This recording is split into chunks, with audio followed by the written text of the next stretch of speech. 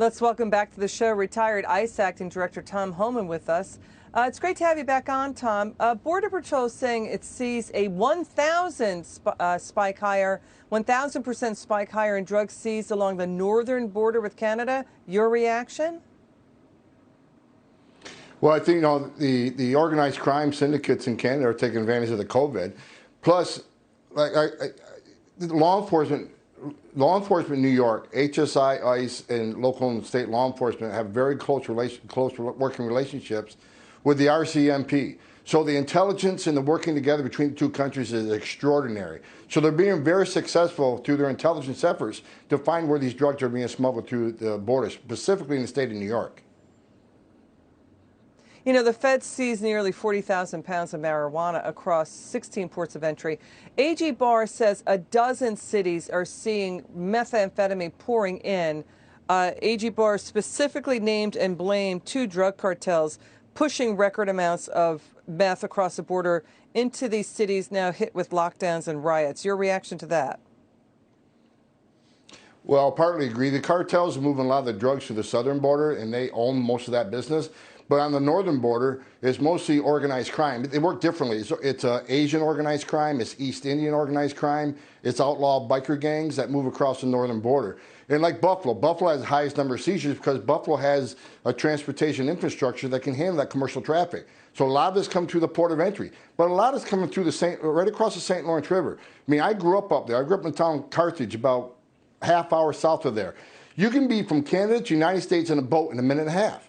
In the wintertime, you can walk across the river. You can snowmobile across the river.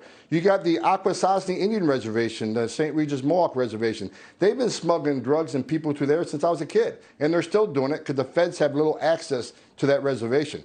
So it's always been a smuggling haven, but it's getting more and more popular because they're taking advantage of the COVID. And plus, Canada just legalized marijuana. So the amount of marijuana seizures coming into the United States have exploded because look, there's a need. I mean, the East Coast, there's a demand for marijuana and drugs, and Canada's fulfilling that need through these organized crime syndicates.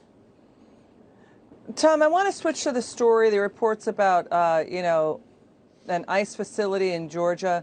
The detainees there saying that they were given unwanted hysterectomies by a doctor affiliated with the facility. Your reaction to that headline?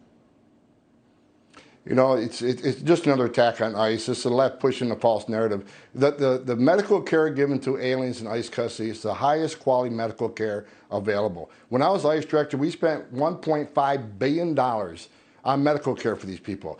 ICE professionals, the doctors and nurses, the pharmacists, they have saved many lives. A lot of diseases and sicknesses are found when they're in ICE custody. So I don't believe the story. I'm not the ICE director anymore, but again, I'm very skeptical about that story because they get the highest quality medical care. And before they get a hysterectomy, they got to get approval by the ICE person in charge. They got to get approval by the detainee, by the female has to okay that in her language, that's interpreted to her.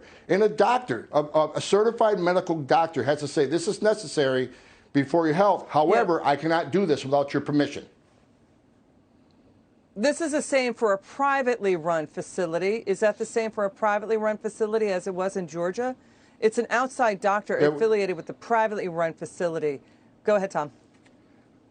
Exactly, and that's just another caveat to ICE medical attention. If ICE doesn't have the capability of their specialists to do this, they'll go to an outside physician. They won't try to take on something that if that doctor, that nurse in that facility doesn't feel they have the skill set to do that, then ICE will go to an outside physician or a hospital to have that work done at taxpayer expense. Understood. So we still don't know the facts and details about this. Congress is saying it's going to get to the bottom of it. We'll stay on the story. Tom, thanks for your insights and perspective here. Thank you so much for joining us.